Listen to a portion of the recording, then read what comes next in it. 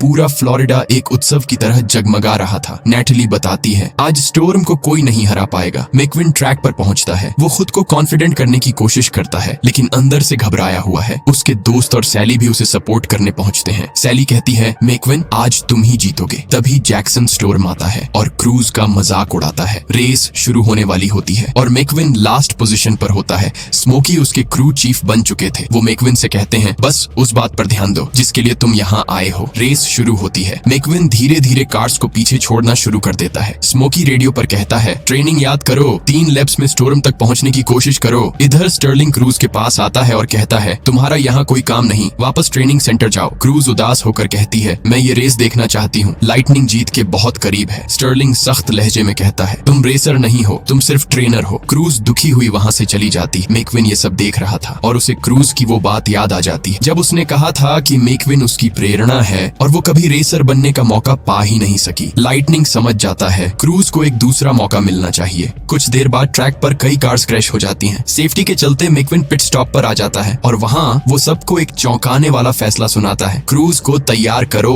Cruise हैरान हो जाती है। मैकविन मुस्कुराकर कहता है, आज तुम्हें दूसरा मौका दिया जा रहा है। रेस शुरू मैंने की थी लेकिन खत्म तुम करोगी। स्टर्लिंग गुस्से में चिल्लाता है, ये रूल्स के खिलाफ है, मैं इसकी इजाजत नहीं दूंगा। स्मोकी बड़े ठंडे दिमाग से कहता है, रूल्स में सिर्फ नंबर देखा जाता है, उसके अंदर कौन है ये नहीं। स्टर्लिंग फिर भी मानने को तैयार नहीं होता। तभी मेटर उसे मजे से पीछे धकेल देता है। अबे हट, लाइटनिंग का फैसला फाइनल है। लाइटनिंग के सारे दोस्त क्रूज को तैयार करने लगते हैं। नया सूट, नए टायर और क्रूज अपनी जिंदगी की पहली असली रेस में उतरने वाली थी। मैकविन कहता है, ये मेरा आखिरी मौका है जिससे मैं तुम्हें पहला मौका दे सकता हूँ, इसलिए क्रूज इस चांस को मत गंवाना। क्रूज गहरी सांस लेती है। मैकविन की बात उसके दिल को छू जाती है और वो रेस के लिए ट्रैक पर उतर जाती है। जैसे ही क्रूज फुल स्पीड में कार्स को पीछे छोड़ती है, पूरा स्टेडियम दंग रह जाता है। हर कोई फुसफुसाने लगता है, लाइटनिंग मैकविन ने एक नए रेसर को उतारा है, ये तो आज तक एक भी रेस नहीं जीती। मैकविन पागल हो गया है क्या? क्रूज अचानक इतनी ऑडियंस देखकर घबरा जाती है। वो नर्वस होने लगती है। स्मोकी रेडियो पर चिल्लाते हैं, फास्टर क्रूज फास्टर, लेकिन क्रूज की हालत और बिगड़ जाती है। मैकविन स्मोकी को कहता है, उसे कहो वो बस एक हल्का फुल्का बादल है। स्मोकी क्रूज से यही बात दोहराते हैं। क्रूज मुस्कुराती है। उसे समझ आता है कि वो टेंशन से अकड़ रही थी। वो खुद को रिलैक्स करती है और फिर वापस तेजी से दौड़ने लगती है। मैकविन उसे याद दिलाता है, तुम्हारे पास हर मुश्किल का हल है। खेत याद करो, इमेजिनेशन याद करो। क्रूज अपनी कल्पना में सभी कार्स को ट्रैक्टर समझने लगती है और बाउंस करते हुए, घूमते हुए, सबसे बचते हुए तेजी से आगे निकल जाती है। लाइटनिंग पहली बार अपने क्रू चीफ बनने पर खुश होता है। क्रूज कुछ ही मिनटों में 3rd पोजीशन में पहुंच जाती है। ये देखकर जैक्सन स्टॉर्म उसके पास आता है। वो क्रूज को तोड़ने की कोशिश करता है। तुम रेसर हो ही नहीं, कॉस्ट्यूम बदलने से कोई रेसर नहीं बन जाता, तुम्हारी कोई औकात नहीं है। क्रूज की स्पीड कम होने लगती है। उसका कॉन्फिडेंस डगमगाने लगता है। मैकविन तुरंत बोलता है, स्टॉर्म तुमसे डर रहा है, उसे तुम्हें वो दिखने लगा है जो तुमने खुद में कभी नहीं देखा। क्रूज की आंखों में फिर से चमक लौट आती है। वो स्टॉर्म के पीछे पहुंच जाती है। वो डोग का पुराना लेसन याद करती है और स्टॉर्म से च्यूइंग गम की तरह चिपक जाती है। स्टॉर्म इरिटेट होने लगता है। स्मोकी और मैकविन दोनों खुश होते हैं। यही है ड्राफ्टिंग, यही है डोग की ट्रिक। अब बस आखिरी लैप बची थी। क्रूज फुल स्पीड में स्टॉर्म को पीछे छोड़ने लगती है। स्टॉर्म गुस्से में उसे दीवार की तरफ धक्का देता है। तुम इस ट्रैक के लायक नहीं हो। लेकिन क्रूज दीवार से टकराने से पहले डोग की लेजेंडरी चाल रिपीट करती है। वो छलांग लगाती है, स्टॉर्म के ऊपर से फ्लिप करती है और सामने ट्रैक पर लैंड कर जाती है। क्रूज फिनिश लाइन पार कर लेती है और फ्लोरिडा रेस जीत जाती है। सभी रेसर उसे बधाई देते हैं। मैकविन खुश होता है। स्टर्लिंग मुस्कुराने का नाटक करते हुए क्रूज से कहता है, मैं चाहता हूँ तुम मेरी टीम में रेस करो। क्रूज साफ मना कर देती है, मैं आपके लिए रेस नहीं कर सकती। सकती। तभी डाइनको के मालिक टेक्स पहुंच जाते हैं। हमारी टीम में आ जाओ, हमारे पास एक से बढ़कर एक रेसर है। मैकविन खुश होता है। डाइनको का मॉडल बनना बहुत बड़ी बात थी। स्टर्लिंग गुस्से में मैकविन की ओर मुड़ता है। डील याद है ना, तुम हार गए, अब तुम रिटायर हो चुके हो, सोमवार को फोटोशूट पर आ जाना। तभी अनाउंसमेंट स्क्रीन अपडेट होती है जिस पर क्रूज और लाइटनिंग मैकविन दोनों का नाम लिखा हुआ था। मैकविन हैरान रह जाता है। स्मोकी मुस्कुराता है। रूल्स कहते हैं जो रेस शुरू करता है और जो फिनिश करता है दोनों के नाम विनर बोर्ड पर आते हैं। तभी सैली स्टर्लिंग से कहती है लाइटनिंग जीता है और वो तभी रिटायर होगा जब वो चाहेगा। स्टर्लिंग चुप रह जाता है। अब हम रेडिएटर स्प्रिंग्स देखते हैं। क्रूज अब डाइनको की नई मॉडल बन चुकी थी और मैकविन ने उसे डोक का लेजेंडरी नंबर 51 दिला दिया था। सब खुशियां मना रहे थे। तभी मैकविन आता है, पूरी तरह डोक हडसन की तरह नए पेंट जॉब के साथ। अब मैकविन क्रूज का क्रू चीफ था क्योंकि टेक्स ने रस्टीज को खरीद लिया था। क्रूज और मैकविन साथ साथ ट्रैक पर दौड़ते हैं। लाइटनिंग अब खुद लीजेंड बन चुका था और एक नए लीजेंड को आगे बढ़ा रहा था। कभी कभी जीतने का मतलब खुद आगे निकलना नहीं होता बल्कि किसी और को आगे बढ़ाना होता है और शायद यही जिंदगी की सबसे बड़ी जीत है। अगर आप भी जिंदगी की हर रेस में अपनी स्पीड नहीं अपना दिल लेकर उतरते हैं तो इस वीडियो को शेयर और चैनल को सब्सक्राइब जरूर करें।